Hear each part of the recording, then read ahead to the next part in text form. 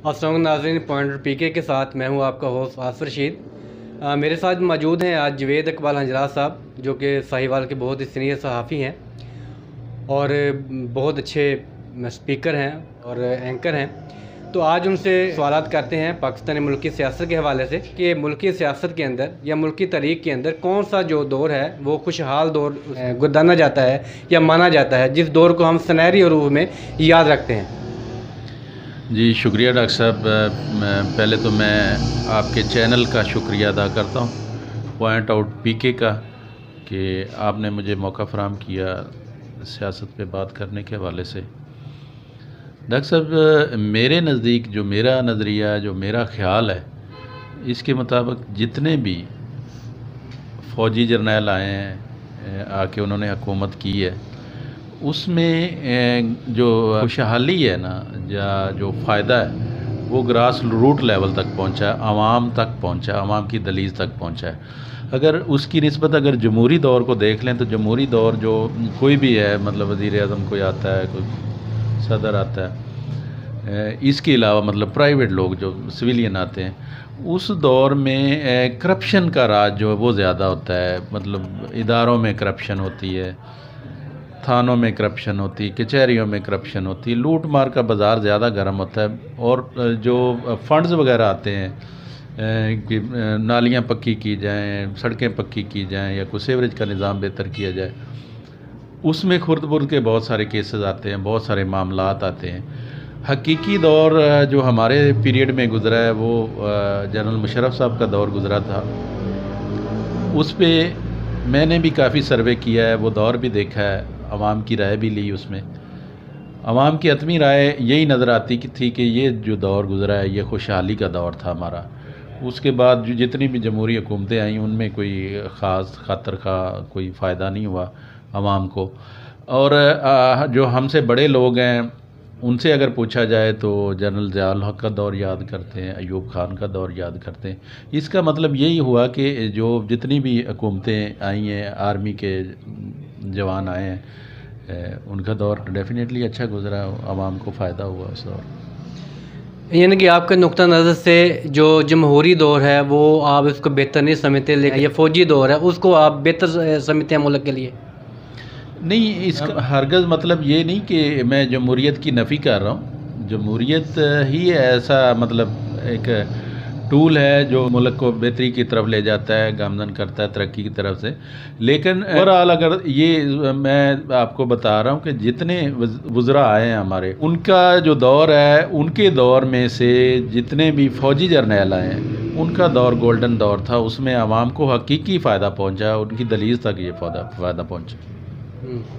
अच्छा, भुट्टो ने नारा लगाया था रोटी कपड़ा और मकान का, तो वो उसमें किस हद तक कामयाब हुआ कि आज पंजाब के अंदर, सिंध के अंदर तो उनकी हुकूमत है लेकिन पंजाब के अंदर उनकी इतनी गिरफ्त नहीं है, और इसके अलावा सरहद के अंदर गिरफ्त नहीं है, इसकी क्या वजूहत है? डॉक्टर साहब, जो भुट्टो का नारा था या पीपल्स पार्टी का जो मंशूर था रोटी कपड़ा मकान के हवाले से, पीपल्स पार्टी का मंशूर था कि हमने ये घर घर पहुंचाना है, आवाम की खिदमत करनी। अगर तो वो हकीकी खिदमत करते तो डेफिनेटली वो क्लोज़ हो के सिंध तक ना रह जाते, वो पूरे पाकिस्तान में हुकूमत कर रहे होते।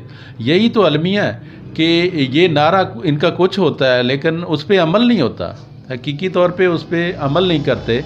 कहते हैं कि हमने ये करना है, वो करना है, फ़लाँ करना है। ये सिर्फ सियासी नारे होते हैं जो आवाम का वोट कैश करते हैं। वोट का कैश करने के बाद अक्सर देखा गया है कि जो हलके के MPs जीतते हैं, MNAs जीतते हैं, वो अपने हलके में आके विज़िट भी नहीं करते जीतने के बाद, और जीतने इलेक्शन से पहले पहले वो रोज़ाना की बुनियाद पे उनके दौरे होते हैं। रोज़ाना की दौर पे किसी की खुशी में जा रहे हैं, किसी की गमी में जा रहे हैं, किसी की फौतगी में जा रहे हैं, किसी को हत्ता कि कोई मोटरसाइकिल से गिर जाए तो उसके घर भी पहुंच जाते हैं उनको अगर पता चल जाए।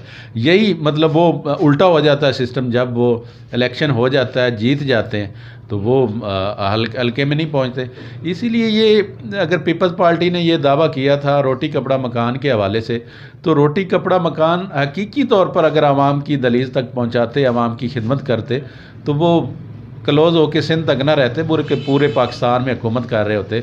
और उनका जो हुकूमत का दौर था वो ख़त्म भी ना होता। आवाम को क्या चाहिए डॉक्टर साहब? आवाम को चाहिए फ़ायदा। जो बंदा फ़ायदा देगा हुकूमत, आवाम तो उसके गुण गाएगी ना। जो खोखले नारे मारेगा भी मैंने ये करना वो करना, और उस पर फिर इम्प्लीमेंट नहीं करते, उस पर अमल नहीं करते, तो फिर कैसे वो उनको आवाम दोबारा वोट दे। इसलिए वो रोटी कपड़े का मकान का जो नारा था वो बस नारा ही था। यानी कि आपकी नज़र में जो पीपल पार्टी का एक नारा था रोटी कपड़ा मकान, वो सिर्फ नारे की हद तक ही महदूद था। उसके बाद मियां नवाज शरीफ आए, उन्होंने तालीम सेहत के हवाले से बात की, लोगों को घर घर जो है वो सस्ती चीज़ें सहूलियात फ़राहम करने की बात की, और इसके अलावा जो है वो सड़कों का उन्होंने जाल भी बिछाया। लेकिन आज जो है वो मियां नवाज शरीफ खुडे लाइन लगाया, उसकी क्या वजूहत है? उनको चोर भी कहा जा रहा है, करप्ट भी कहा जा रहा है, उसके ऊपर बहुत से ऐसे इल्ज़ामात लगाए जा रहे हैं। इस वक्त यही लग रहा है कि वो सबसे ज़्यादा, यानी कि इस वक्त जो मुल्की सियासत का या हमारे मुल्क का सबसे बेड़ा गर्क करने वाला वही आदमी, इसकी क्या वजह है? डॉक्टर साहब आपने बहुत अच्छा सवाल किया। ये कोई इतना लंबा चौड़ा कोई फ़लसफ़ा नहीं है जिसकी समझ नहीं आती कि उसको क्यों इस तरह उसके साथ हुआ। एक अगर आम आदमी के साथ होता है, उस पर कोई इल्ज़ाम लग जाता है, उसके पास ऊपर कोई FIR कट जाती है, कोई पर्चा हो जाता है, कोई करप्शन का इल्ज़ाम लग या दीगर किसी भी वो मामले में मुलवस हो जाता है, तो उसको तो बार बार जाके सफाइयाँ देनी पड़ती। वो कचहरी भी हफ्ते बाद जाता है, हफ्ते से आगे उसकी तारीख नहीं डलती। थाने में भी जब थानेदार उसको एवं ही बुलाए रखता है, ये आओ जी आज आपकी पेशी है, आज आप आएँ, आज हमने तफ्तीश करनी, फ़लाँ करना, टींग करना। अगर हुक्मरान पे इल्ज़ाम लगा है तो वो अपनी सफाई दे, क्यों नहीं सफाई देता? सफाई देने में अगर वो बरी होता है तो डेफिनेटली वो कौम का हीरो। अगर वो सफाई देने में नाकाम होता है तो इसका मतलब कि वो गिल्टी है। ये नहीं होता कि डॉक्टर साहब के इधर आप पे इल्ज़ाम लगा और आप यहाँ से भाग के कहीं और चले जाएं, किसी और मुल्क में पनाह ले लें। नहीं, फेस करें, मामलात को फेस करें, इधर ही रह के अपने मुल्क में, अपने वतन में रह के फेस करें। अगर आप बरी ज़िम्मा होते हैं तो आप हमारे लीडर हैं, आप हमारे कौमी लीडर हैं, और आइंदा मेरा ख्याल कि अवाम उनकी फुल हमायत करेगी और उनकी हमायत के लिए खड़ी होगी, उनको सपोर्ट करेगी, और दोबारा वो इलेक्शन में आ सकते हैं, दोबारा जीत सकते हैं। लेकिन अगर ये ऐसे भागे रहे तो फिर तो नहीं होता ना, आम आदमी को तो नहीं भागने देते ना। तो ऐसे इनको भी फेस करना चाहिए। अगर फेस करें तो ठीक, कोई इशू नहीं। मियां साहब का पासपोर्ट उनका एक्सपायर हो रहा है, क्या वो वतन आएंगे या वहीं पे बैठ के यहाँ से अपना जो पासपोर्ट है उसको रिन्यू करवाएंगे? और क्या ये हुकूमत जो है उसके पासपोर्ट की तरजीह करेगी, रिन्यू करेगी? डॉक्टर साहब पहली बात तो ये है कि किसी भी मुल्क का पासपोर्ट जब एक्सपायर हो जाता है तो डेफिनेटली उस जो हुकूमत है, जो मुल्क है, उसकी ज़िम्मेदारी है कि वो उसको डिपोर्ट कर दें, कोई भी बंदा है। तो अगर वो दोबारा रिन्यू कराना चाहता है तो हुकूमत उसकी क्यों कर सपोर्ट करेगी? क्योंकि वो तो यहाँ से भाग के गया, वो इश्तिहारी मफरूर है, इधर से इश्तिहारी हुआ है, अदालत ने उसको इश्तिहारी डिक्लेयर करार दे दिया है। अगर दोबारा ही उसकी वो हेल्प आउट करना चाहते हैं तो ये तो फिर आवाम के साथ धोखा है और ये एक नामुनासिब चीज़ है। अच्छा, मेरे कप्तान ने तब्दीली का एक नारा लगाया था कि मुल्क के अंदर हम तब्दीली लेके आएंगे, आवाम के लिए रिलीफ देंगे। उसका ये असर हुआ, ये तब्दीली नज़र आई कि चीनी महंगी, कपड़ा महंगा, और आम आदमी की जो इस्तात है उससे हर चीज़ महंगी हो गई है। इस बारे में आप क्या कहेंगे? सिविल नाफरमानी की तारीख भी उस वक्त चली थी कि बिल जला दो, बिजली के बिल जो है ना दो, गैस के बिल ना दो। अब उसी के दौरे हुकूमत में जो है पेट्रोल जो है 100 से ऊपर चला गया हुआ है, गोल्ड जो है वो इतना ज़्यादा महंगा हो गया हुआ है, चीनी इतनी ज़्यादा महंगी हुई, आटा लोगों को नहीं मिल रहा। तो इस हवाले से आप क्या कहें, क्या यही तब्दीली ख्वाब देखा था मेरे कप्तान ने? डॉक्टर साहब मैंने पहले जो आपने पहला सवाल किया था उसमें मैंने यही तफरीक आपको बताई थी कि ये जो जमहूरियत खेलने वाले लोग हैं ना, सियासी पार्टियां, ये खोखले नारे लेके आते हैं, नारे लेके ये तब्दीली का, जैसे PTI वाले हैं, PTI वाले जब आए तो इन्होंने बड़े बड़े ख्वाब दिखाए लोगों को, हमें वोट दें, हम तब्दील कर देंगे, हम दिनों में तब्दीली ले आएंगे, 90 दिन में ले आएंगे, फिर 6 माह में ले आएंगे, फिर साल में ले आएंगे। अब वो मेरा ख्याल नज़र नहीं आ रहा कि 5 साल में भी ऐसा कोई हो। वो महंगाई भी उसी तरह है, सारे चीज़ें बिल्कुल उसी तरह। ये जो जितनी भी पार्टीज़ हैं, सियासी पार्टी होती हैं, इनके ये नारे ही तो होते हैं, ये नारों को कैश करते हैं, उसके बाद ये मुकर जाते हैं। और नाम क्या देते हैं, वो कहते हैं जी ये तो सियासत में चलता है। नहीं, ये सियासत तो नहीं, ये तो फिर आवाम के साथ खुला खिलवाड़ है, उनके जज्बात के साथ खेला जा रहा है। ये तो डॉक्टर साहब आवाम को सोचना चाहिए, बल्कि अब तो आवाम बड़ी बाशऊर हो गई है।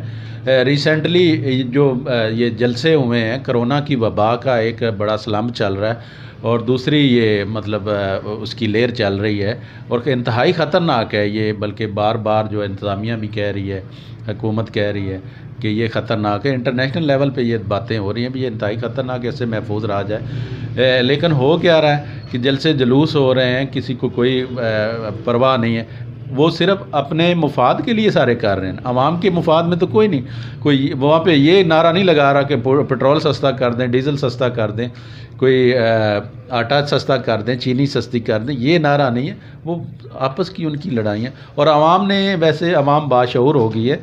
आवाम ने ये साबित किया है, जो रिसेंटली जलसा हुआ है उसमें जो लाहौर की तकरीबन 1.5-2 करोड़ आबादी है, उससे बहुत कम लोग निकले, वरना अगर अकेला लाहौर ही निकलता तो वहाँ पे जगह ही नहीं मिलनी थी खड़ा होने के लिए अपना यादगार में। तो आवाम भी बड़ी बाशऊर होगी, आवाम समझती है हर चीज़ को कि ये खोखले नारे हैं और ये हमारे हक़ में। अच्छा जवेद साहब, जो पीडीएम का फर्स्ट जलसा हुआ था गुजरावाला के अंदर, उनमें मरीम नवाज़ ने यह कहा था कि हम आवाम के लिए निकले हैं, आवाम के लिए निकले हैं, जो इतनी महंगाई हो गई है। लेकिन उसके बाद आप देख लें कि कराची के अंदर जलसा हुआ, कोयटा के अंदर जलसा हुआ, मुल्तान के अंदर जलसा हुआ, दोबारा आवाम के उस हक़ की बात नहीं की गई जो पहले जलसे के अंदर की गई थी। सर बात ये है डॉक्टर साहब के मैंने पहले अर्ज़ किया कि सियासी नारे होते हैं सिर्फ़, और ये सिर्फ झूठे वादे दावे ख्वाब दिखा के आपको अपने साथ अटैच करने की कोशिश करते हैं। हालिया रिसेंट मैं आपको बताऊं कि भारत में किसानों ने एहतजाज किया हुआ है। क्या कभी सोचा है कि आपने कि फैमिलीज़, लोगों के ख़ानदान, औरतें, बच्चे, बीवियां, वो भी उस एहतजाज में शामिल हैं? क्यों? कि वो अवामी मुफाद में, उन किसानों के मुफाद में उनके हक़ तलफ़ी की जा रही है। अगर ये जो पीडीएम के जलसे हैं, अगर ये अवामी मुफाद में होते तो डेफिनेटली अवाम ने निकलना था। अवाम क्यों नहीं निकलना था? पीटीआई ने ख्वाब दिखाया था अवाम को भी, हम ये तब्दीली लेके आएंगे, और अवाम लाखों की तादाद में निकलते थे। अब ये अवाम समझ चुकी है कि ये हमारे लिए नहीं, ये तो इनके अपने मुफाद के लिए। अगर हकीकी तौर पर ये जलसे जुलूस अवाम के मुफाद में किए जाएँ तो मेरा ख्याल अवाम तो निकलेगी, क्यों नहीं निकलेगी। अगर किसी के मुफाद में, अवाम के मुफाद में नहीं है, तो मैं तो मेरा ख्याल अपना कारोबार छोड़ के जलसे में नहीं जाऊंगा। कोई फ्रूट लगाने वाला, कोई रेहड़ी लगाने वाला, कोई रिक्शा चलाने वाला, वो अपना कारोबार छोड़ के कतन वो जलसे जुलूस में शामिल नहीं होगा जब तक उसका मुफाद नहीं होगा। महंगाई पे बात नहीं होगी, हक़ तलफ़ी हो रही है लोगों की, कानून की अमलदारी नहीं हो रही, अमीर और गरीब के जो कानून का फ़र्क है उस पर जब बात नहीं होगी, तो तब तक तो आवाम नहीं निकलेगी, डेफिनेटली नहीं निकलेगी। जी नाज़रीन, जिस तरह आपने जवेद इकबाल हंजराज साहब की बातें सुनी, भुट्टो का दौर गुज़रा, उन्होंने रोटी कपड़ा और मकान का नारा लगाया। नवाज़ शरीफ का दौर गुज़रा, उन्होंने हेल्थ के मुतल्लिक़ा फैसिलिटीज़ की बात की, इसने सड़कों के जाल तक बिछाए। इसके अलावा पीडीए की हुकूमत आई, उन्होंने तब्दीली का नारा लगाया। अब फैसला आपने करना है कि कौन सी हुकूमत आपको बेहतर सर्विस फराहम कर रही है और किस हुकूमत को आप बेहतर समझते हैं, क्योंकि हर हुकूमत सिर्फ अपने दावों तक, खोखले दावों तक महदूद होती है, अपने नारों तक महदूद होती है। लेकिन नारों के बाद जब अगला काम करने का दौर आता है तो उस वक्त ये सब कुछ जो है वो आवाम के लिए सवाए बोझ के, सवाए टैक्सेस के या महंगाई के और कुछ भी नहीं होता। तो अगली वीडियो तक के लिए अपने मेज़बान आसफ़र रशीद को इजाज़त दीजिए। अल्लाह हाफिज़।